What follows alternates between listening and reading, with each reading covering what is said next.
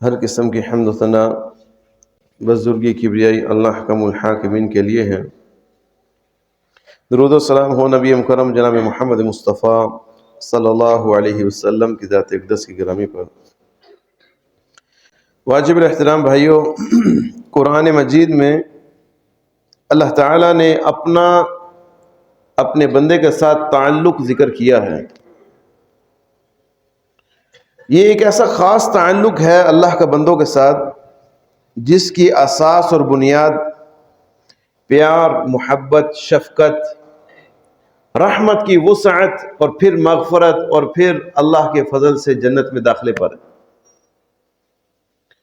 اللہ تعالیٰ کی صفات میں جبار بھی ہے، قہار بھی ہے، انتقام لینے والا بھی ہے، غصہ کرنے والا بھی ہے۔ لیکن اللہ تعالیٰ کی بندوں کے ساتھ ترجیحات جو ہیں، ان رحمتی سبقت غضبی، میری رحمت جو ہے وہ باقی تکلیف دہ صفات پر سبقت لے گئی۔ پیار اور محبت والی، مودت والی، رحمت کی وسعت والی، مغفرتوں والی، یہ جو میرے تعلق کی نسبتیں ہیں نا بندے کے ساتھ، یہ بہت وسیع ہیں اور غالب ہیں۔ اس سے زیادہ اللہ تعالیٰ کا بندے سے شفقت اور محبت کیا ہوگا کہ ایک عام انسان زندگی گزارتے ہوئے مسٹیک کرتا ہے، غلطی کرتا ہے، گناہ کرتا ہے۔ فرشتوں کو یہ حکم ہے 6 گھڑیاں، 6 پہر آپ نے انتظار کرنا ہے، گناہ لکھنا نہیں ہے۔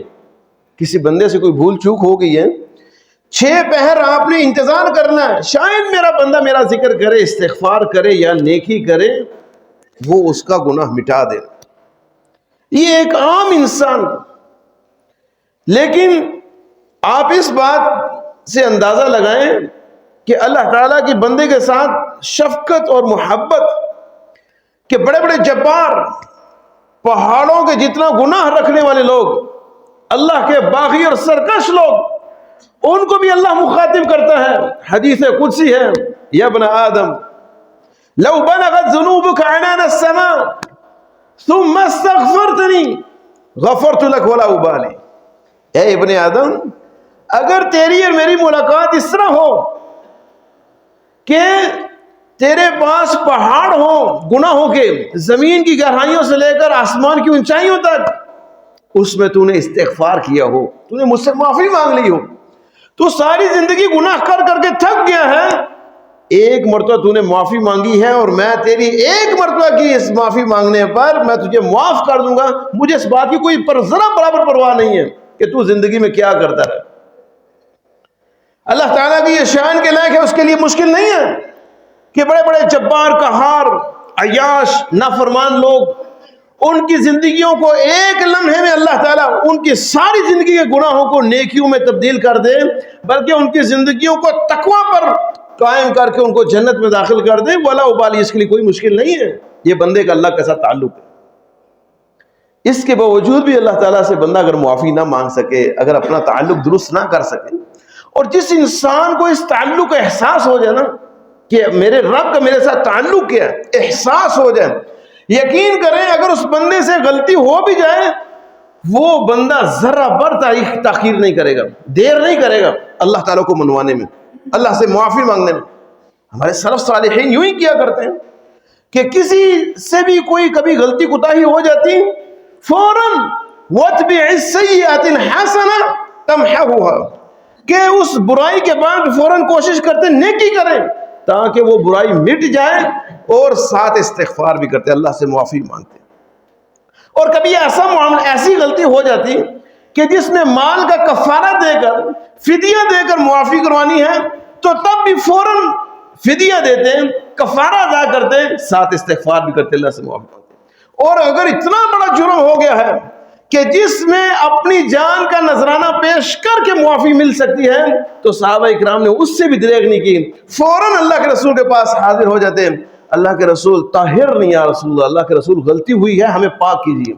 حد لگی، سر پر پتھر لگے، گلے کٹے، کٹوا لیے، زندگی ختم کر دی اپنی، اللہ سے معافی مانگ کر کے صرف دل کے اندر یہ ملال تھا، اس گناہ کو لے کر اگر اللہ کے سامنے حاضر ہوئے تو شاید یہ وبال جان وہاں نہ بن جائے، وہاں کی سزا ہم نہیں کاٹ سکتے۔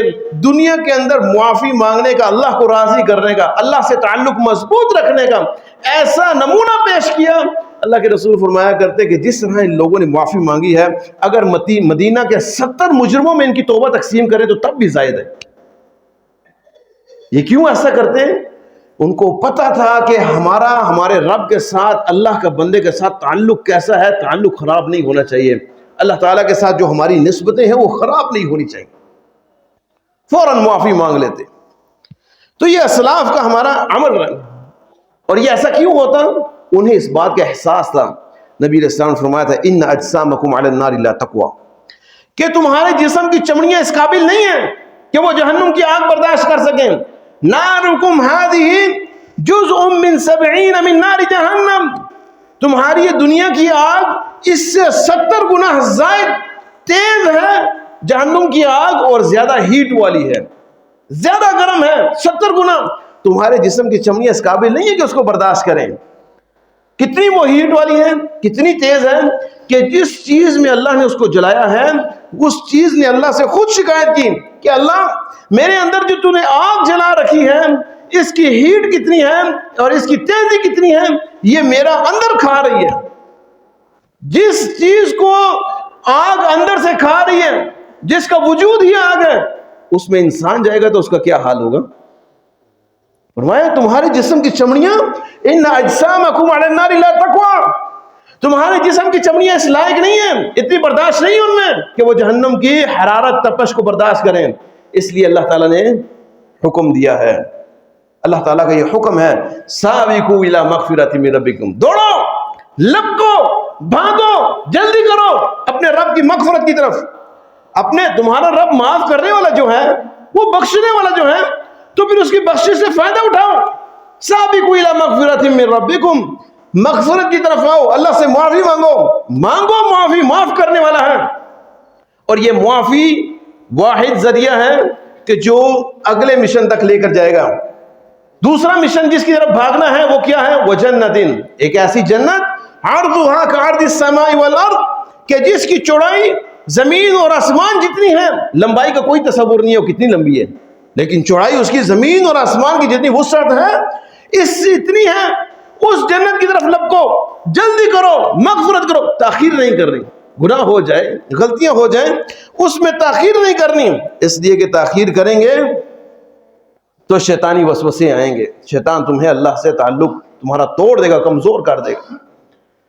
تو رحمت کا جو معاملہ ہے، مغفرت کا معاملہ ہے، یہ اللہ تعالیٰ کے سپرد ہے۔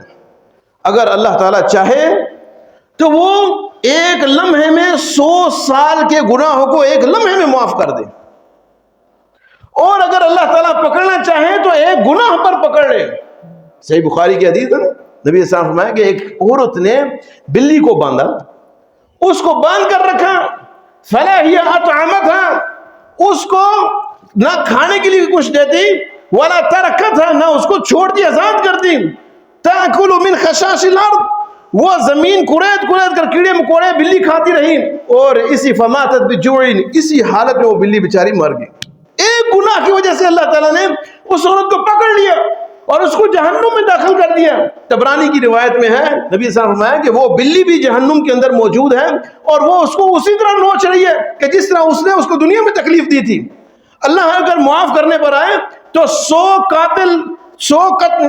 شخص کا قتل کرنے والے شخص کو ایک لمحے میں معاف کر دے، 100 سالہ زندگی عیاشی اور بدکاری میں اور غفلت میں گزارنے والے کو ایک جملے پر معافی مانگنے پر اللہ تعالیٰ معاف کر دے۔ پکڑنے پر آئے تو ایک گناہ پر بھی پکڑے۔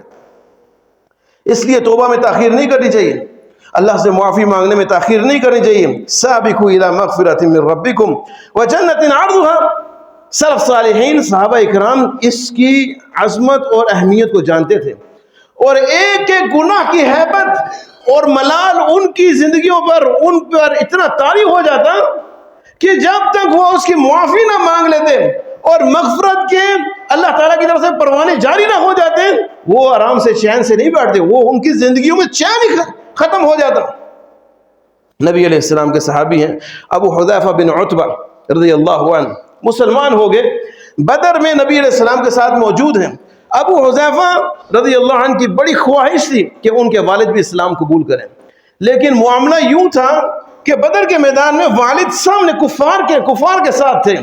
اب ان کی اتنی خواہش تھی، دعائیں بھی کیا کرتے تھے کہ اللہ میرے والد کو اسلام کی توفیق دے، وہ بھی مسلمان ہو، جس کو پتہ چلے کہ دین کیا ہے، اللہ کا تعلق کیا ہے، جنت کیا ہے، رسول کیا ہے، یہ زندگی کی حقیقت اس کو۔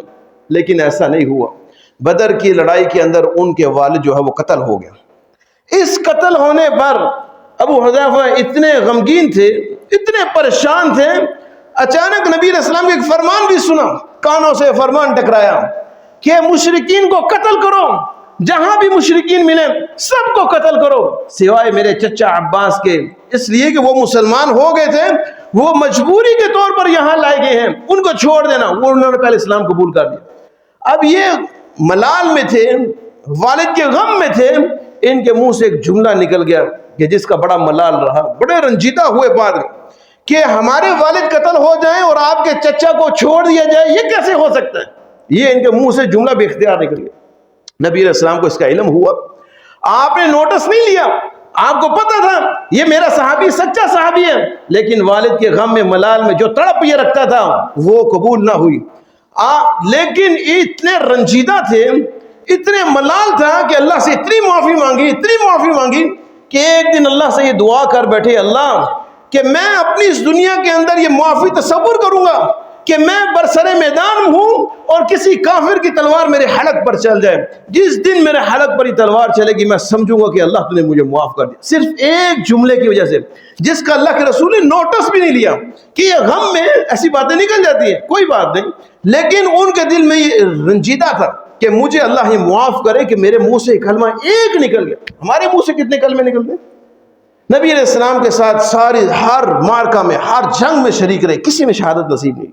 حضرت ابوبکر صدیق رضی اللہ عنہ کے دور میں جنگ قادسیہ کے میدان میں صحابہ کرام کہتے ہیں اللہ نے واقعی ایسا کر دیا کہ وہ کافر کے ساتھ لڑ رہے تھے اور کافر کی تلوار گردن پر چل گئی اور گردن جدا ہو گئی، تو انہوں نے جو دعا مانگی تھی اللہ سے معافی کی، اللہ میری معافی کا پروانہ اس دنیا میں یہ ہونا چاہیے کہ میں ایک کافر کے ہاتھوں شہید ہو جاؤں، اپنی جان دے دی دعا کر کر کے، صرف ایک کلمے کی وجہ سے۔ بعض صحابہ کے بارے میں آتا ہے کہ انہوں نے اپنی زبان سے کلمہ نہیں نکالا، اشارہ کیا، اشارہ کرنے پر ان کو ملال رہا، دکھ رہا، تکلیف رہی کہ یہ کیوں ایسے ہوا، اور جب تک اللہ تعالیٰ کی طرف سے آزادی کے مغفرت کے پروانے نہیں ملے اپنے آپ کو غم اور ملال میں رنجیدہ رکھا۔ ابو لبابہ انصاری البدری رضی اللہ عنہ، جب نبی علیہ السلام نے بنو قریظہ کا محاصرہ کیا 20-22 دن، تو فیصلہ یہ ہوا کہ سعد بن معاذ جو فیصلہ کریں گے ہمارے سردار، ہمیں وہ قبول ہوگا۔ سعد بن معاذ کو تحکیم کے لیے بھیجا گیا۔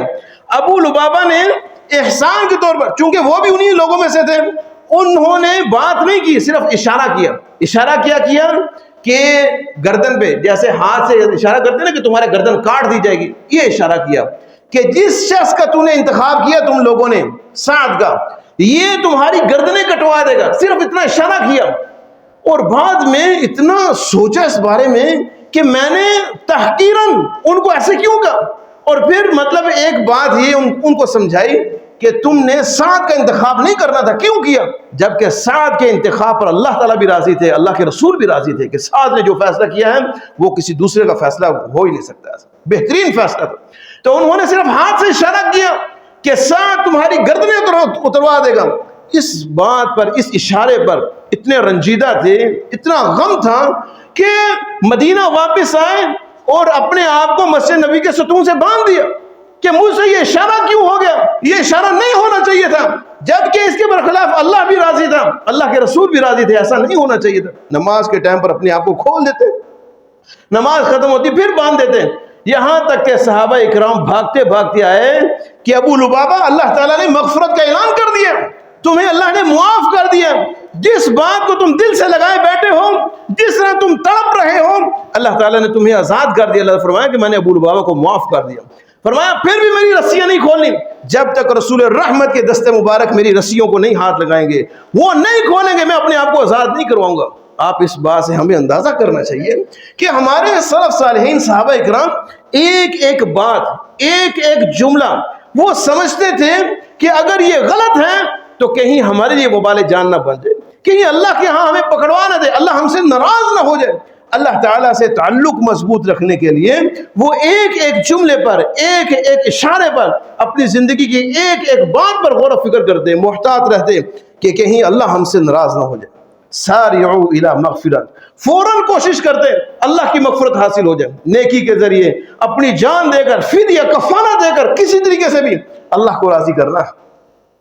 اگر تاخیر ہو جائے نا، اب ایک بات ہے علماء نے لکھی ہے کہ جب بندے سے گناہ ہو جائے، بندے سے کوئی غلطی ہو جائے اور بندہ اللہ تعالیٰ کے سے معافی مانگنے میں جلدی نہ کرے نا، تو شیطان بیچ میں آ جاتا ہے، شیطان رخ نہ ڈالتا ہے، کل کر لینا، پھر کر لینا، پھر مانگ لینا، تو بھی یہی ہے، اللہ بھی یہی ہے۔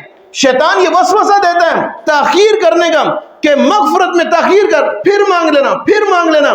یہ جو کل کا جو شیطان دل میں وسوسہ ڈالتا ہے، کل ایک اور مزید گناہ ہو جاتا ہے، کل ایک اور مزید غلطی ہو جاتی ہے، کل ایک اور مزید سستی ہو جاتی ہے، کرتے کرتے شیطان اب دل میں یہ بات ڈالنے لگ پڑتا ہے کہ تو کس چہرے سے جائے گا، کس چہرے سے معافی مانگے گا، غلطیوں پہ غلطیاں تو کر رہا ہے، اب دل بھی تیرا سیاہ ہے، کس سیاہ چہرے کے ساتھ اللہ کے سامنے جائے گا، اب تیری معافی ناممکن نہیں، اب تجھے معاف نہیں ہو سکتی، تجھے معافی نہیں مل سکتی۔ اب یہ شیطان مزید وسوسہ پیدا کرتا ہے اور اس کے دل میں ڈال دیتا ہے کہ تیری اب نہیں سنے گا، اب یہ کسی اور کی سنے گا، تو اس کی طرف جا۔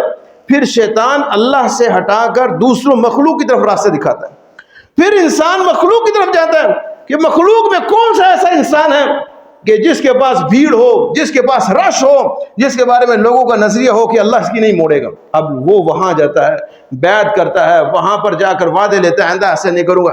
اب شیطان اس کو اس ٹریک پر چلا دیتا ہے، وہاں پھر چاند کی 14ویں کو حاضریاں ہوتی ہیں، مدینے سال بعد یا مہینے بعد حاضری ہوتی ہے، کبھی چادر لے گیا، کبھی پھولوں کی چادر لے گیا، کبھی دیا جلا دیا، کبھی تیل جلا دیا، کبھی اس طرح کے نافرمانی کے وہاں اللہ کے ساتھ شرکیہ کام۔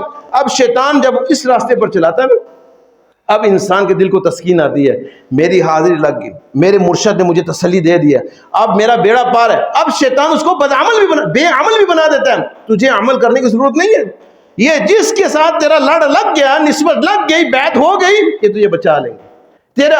اب انسان کو بے عمل بناتا ہے، اب انسان کو بد عمل بھی بناتا ہے۔ تو اتنا سفر، اس ٹریک سے اس ٹریک تک آنے کا سفر کیا تھا، اس کی وجہ کیا تھی؟ تاخیر، توبہ میں تاخیر، اللہ سے معافی مانگنے میں تاخیر۔ جیسے تاخیر ہوئی شیطان بیچ میں آ گیا، کل مانگ لینا، کل مانگ لینا۔ اس لیے اللہ فرماتے ہیں سارعوا الی مغفرۃ من ربکم، مغفرت معافی مانگنے میں اللہ سے جلدی کرو، تاخیر نہیں کرنی۔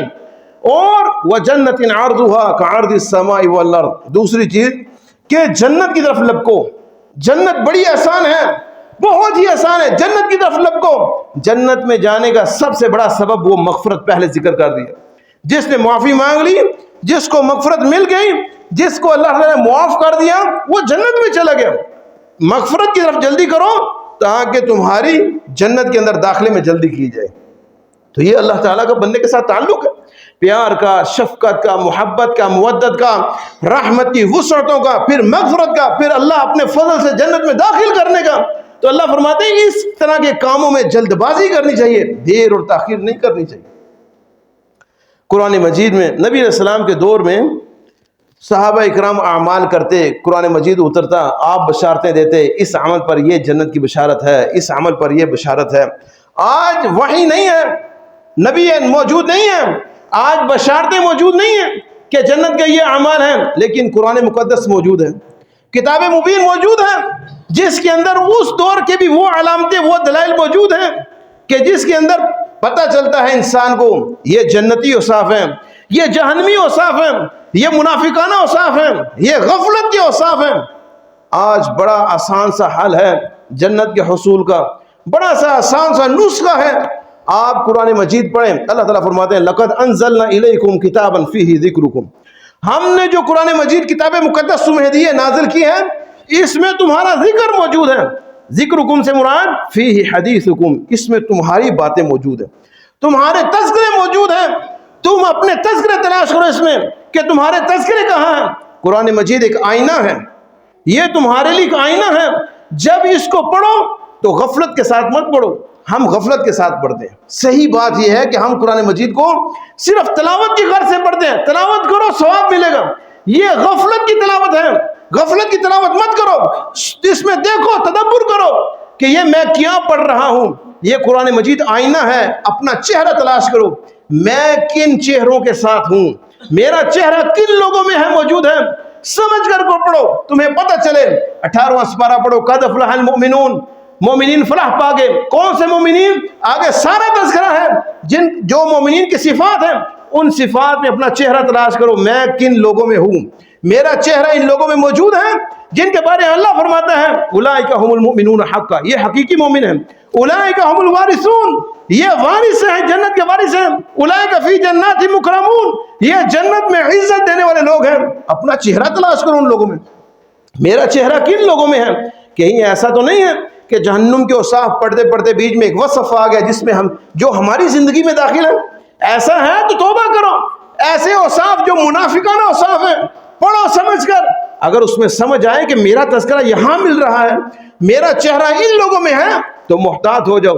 اور اگر ایسے اوصاف کا تذکرہ ملے جو جنتی اوصاف ہیں، جنت والے یہ لوگ ہوں گے، اعدت للمتقین، متقین یہ لوگ ہوں گے جنت میں عزت والے، الذین یرثون الفردوس، فردوس اعلیٰ کے یہ مالک ہیں.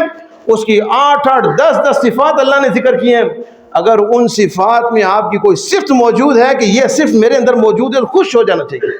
اللہ سے دعا کرنی چاہیے، اللہ مجھے ان صفات پر ثابت قدم رکھنا، ان صفات پر. یہ جنتیوں کا تذکرہ ہے. آج کتاب مبین میں اپنا چہرہ دیکھ رہا ہوں، کل میں نے تیرے پاس بھی اپنا چہرہ جنتیوں میں دیکھنا ہے، اللہ مجھے وہاں ہی رکھنا. اور اگر ایسا نہیں ہے، آپ کو علم نہیں ہے، تو پھر قرآن مجید میں تلاش کریں، جنتی اوصاف تلاش کریں. پڑھیں سورہ معارج، میں بتا دیتا ہوں، سورہ معارج پڑھیں. سورہ معارج کے اندر اوصاف ذکر ہیں. اور سورہ مومنین پڑھیں، سورہ مومنین کے اندر اوصاف ذکر ہیں. سورہ حدید پڑھیں، اس میں اوصاف ذکر ہیں. 27ویں پارے میں سورہ نجم پڑھیں، اس کے اندر اوصاف ذکر ہیں. دیکھیے وہ جنت کے اوصاف، جنتی لوگوں کے اوصاف کیا ہیں. 19ویں سپارے کے اندر 3رے صفحے پر اوصاف موجود ہے. والذین یبیتون لربہم سجدا وقیاما والذین یقولون ربنا اصرف. یہ سارے جنت کے اوصاف موجود ہیں. ان کو پڑھیں، یاد کریں کہ جنتی لوگوں کی یہ صفات ہیں، اور اس میں سے کسی ایک صفت پر کاربند ہو جائیں کہ میں نے اس صفت کو لازم پکڑنا ہے تاکہ میں اللہ کی جنت میں جا سکوں. یہ بڑا آسان سا نسخہ ہے، اور یہ تب حاصل ہوگا کہ جب اس شہر مبارک میں جو شہر قرآن ہے، اس میں آپ قرآن پڑھیں، غفلت سے نہیں، تدبر سے، غور سے پڑھیں، کہ اس میں تلاش کریں کہ میرا اس میں چہرہ کس جگہ موجود ہے. جہاں کہیں بھی تذکرہ مل جائے وہاں اپنی شوق اور رغبت پیدا کریں، اللہ کے سامنے اپنی شوق پیدا کریں، رغبت پیدا کریں. اے اللہ مجھے یہ چاہیے، مجھے فردوس اعلیٰ چاہیے. اے اللہ مجھے علیین کا مقام چاہیے. اے اللہ مجھے جنت چاہیے. اے اللہ یہ باغات کے تذکرے جہاں تو کر رہا مجھے یہ چاہیے. ان کے تذکرے ان میں جانے والے لوگ کون سے ہیں، وہاں موجود ہیں، وہ پڑھیں، سمجھیں، اللہ سے دعا کریں، اپنی شوق اور رغبت پیدا کریں گے. اللہ تعالیٰ آپ کے شوق کی قدر کرے گا، اللہ آپ کے رغبت کی قدر کرے گا. نبی علیہ السلام صحابہ اکرام کے درمیان بیٹھے ہوئے، آپ نے فرمایا کہ جنت میں جانے والے لوگ سب سے پہلے 70,000 لوگ ہوں گے جو بغیر حساب و کتاب جنت میں جائیں گے. ابھی آپ یہ ذکر کر رہے تھے کہ ایک آپ کے صحابی ہیں ابو عکاشہ محصن الانصاری رضی اللہ عنہ. انہوں نے جب یہ بات سنی تو کیا شوق اور کیا جذبہ ہوگا، کیا رغبت دل میں پیدا ہوئی ہوگی.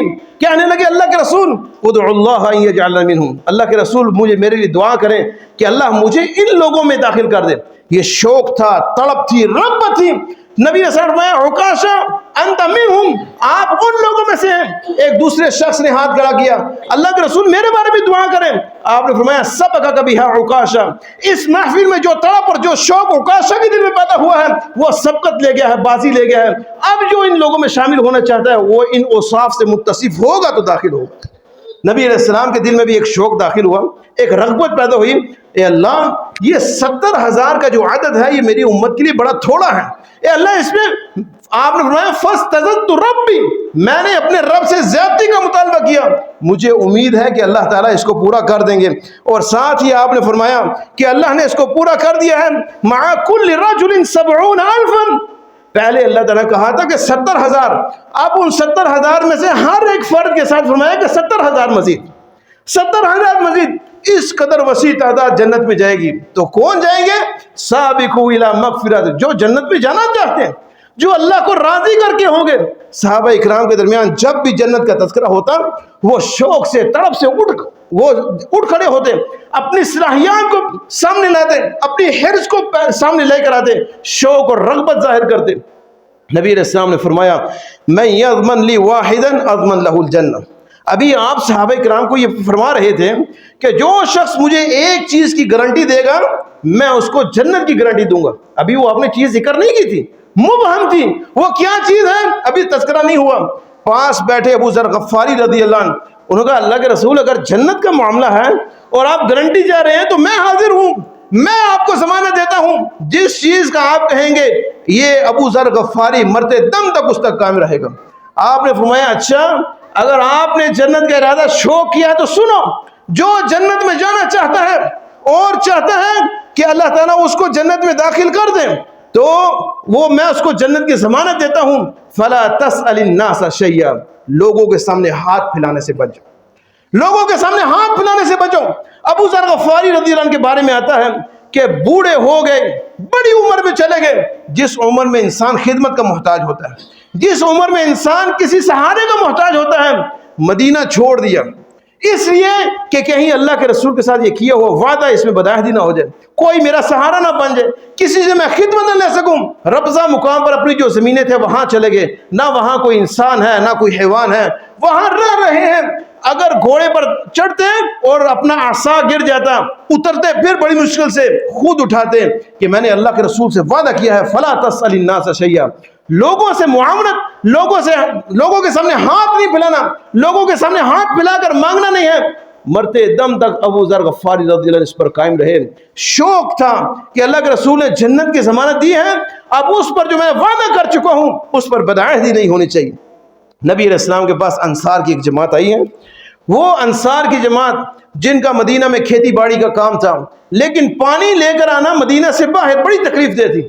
تو صحابہ اکرام نے سوچا انصاریوں نے کیوں نہ ہم نبی علیہ السلام کے پاس جائیں، اللہ کے رسول ہاتھ اٹھائیں تو مدینہ کے پہاڑ سونے کے بن جائیں گے، تو ہمارے لیے ہاتھ اٹھائیں گے تو مدینہ کے اندر اللہ تعالیٰ پانی چشمے جاری کر دے گا، نہر جاری کر دے گا، ہمارے لیے بڑی آسانی ہو جائے گی۔ اتنے دور سے جو محنت مشقت کر کے پانی لاتے ہیں اس سے بچ جائیں گے۔ نبی علیہ السلام کے پاس آئے، مسکراتے ہوئے آ رہے ہیں، اللہ کے رسول نے ان کے چہروں پر آثار دیکھے، آپ سمجھ گئے کہ آج کچھ مطالبہ لے کر آئے انصاری لوگ۔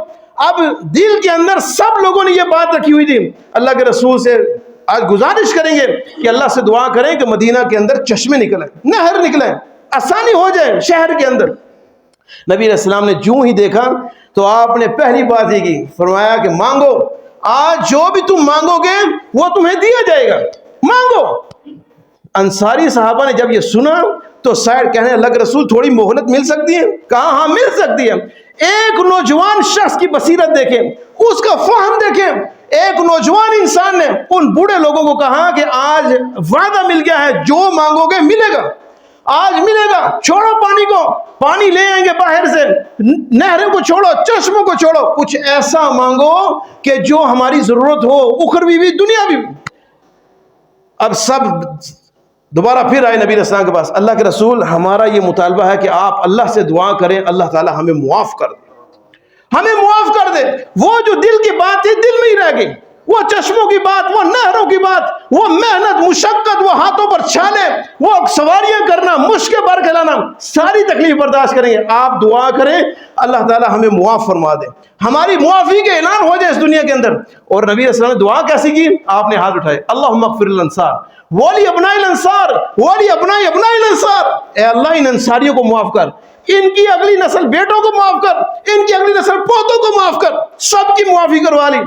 اب ایک صحابی کہنے لگا اللہ کے رسول ہمارے معاشرے کا حصہ غلام بھی ہیں، ولی موالی الانصار، ان کے لیے بھی دعا کریں۔ اللہ نے نبی صلی اللہ علیہ وسلم فرمایا اللہم اغفر لموالی الانصار، کہ انصار کے موالیوں کو بھی معاف کر، ان کے خادموں کو بھی معاف کر۔ اتنی بڑی دولت، مغفرت کے پروانے سارے کے سارے لوگ لے کر چلے گئے، اللہ تعالیٰ سے نبی علیہ السلام سے معافی کی درخواست کی، اللہ تعالیٰ نے سب کو معاف کر دیا، انصار کو معاف کر دیا، بیٹوں کو معاف کر دیا، پوتوں کو معاف کر دیا، غلاموں کو معاف کر دیا۔ سارا کا سارا محلہ ایسا ہے کہ جس کے اندر مغفور لہم لوگ رہ رہے ہیں۔ تو یہ صحابہ کرام کوئی ایسا موقع ہاتھ سے نہ جانے دیتے کہ کون سا ایسا موقع ہو کہ جس میں ہم اللہ کی مغفرت پا لیں, اللہ کی رحمت ہمیں مل جائے, جنت ہمیں مل جائے. نبی علیہ السلام کے پاس ایک چھوٹا سا مسئلہ آیا کہ جس میں ایک یتیم بچے کا درخت کا مسئلہ تھا. اس میں نبی علیہ السلام نے صحابی کو کہا, اس یتیم بچے کو کہا کہ آپ اس طرح کریں, آپ یہ درخت ابو لبابہ کو دے دیں اور میں آپ کو ضمانت دیتا ہوں کہ آپ کو جنت میں خوشوں سے لدا بھرا میں ایک درخت دلواؤں گا. اب وہ یتیم بچہ تھا, اس کو گزارا شاید اسی پر تھا, تو اس نے کہا نہیں اللہ کے رسول ایسے نہیں ہو سکتا. ابو دحداح رضی اللہ عنہ پاس کھڑے ہوئے تھے, انہوں نے یہ بات سن لی. ابو دحداح اس شخص کو ایک سائڈ پر لے گئے, اور یاد رکھیے دنیا کے اندر جو باغات مشہور تھے کھجوروں کے, ابو دحداح کے باغ ایک ایسا تھا جس میں 600 درخت تھے, سارے کے سارے درخت آج یوں سمجھ لیجئے کہ سب سے قیمتی کھجور عجوا جیسی بہترین کھجور, جس باغ کی مثال دی جاتی تھی دنیا میں, جس کے پھل کی مثال دی جاتی تھی. ابو دحداح اس یتیم بچے کو سائڈ پر لے کر کے اس سے کہا کہ بچے میں آپ سے ایک درخت خریدنا چاہتا ہوں, آپ مجھے فروخت کریں گے؟ کہنے لگا نہیں. کہا کہ سنو میں آپ سے سودا کرنا چاہتا ہوں, میرا ایک باغ ہے جس کی مثالیں دی جاتی ہیں دنیا میں, جس کا پھل کی مثال دی جاتی ہے دنیا میں, بڑا نایاب پھل ہے, بڑا نایاب باغ ہے, وہ سارا کا سارا باغ 600 درختوں کا باغ وہ تم لے لو, یہ ایک درخت مجھے دے دو. وہ بچہ خوش ہو گیا, اس نے کہا ٹھیک ہے مجھے سودا منظور ہے. اب سودا منظور ہو گیا.